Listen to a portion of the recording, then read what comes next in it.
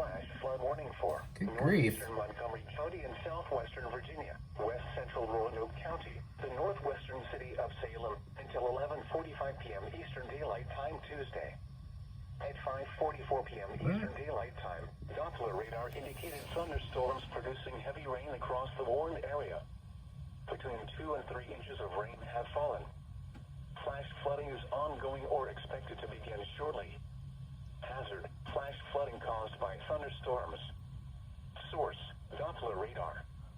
Impact: flooding of small creeks and streams, urban areas, highways, streets, and underpasses, as well as other drainage and low-lying areas.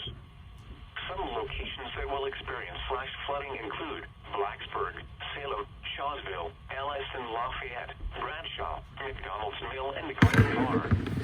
Additional rainfall amounts of 0.5 to 1 inch are possible in the warned area.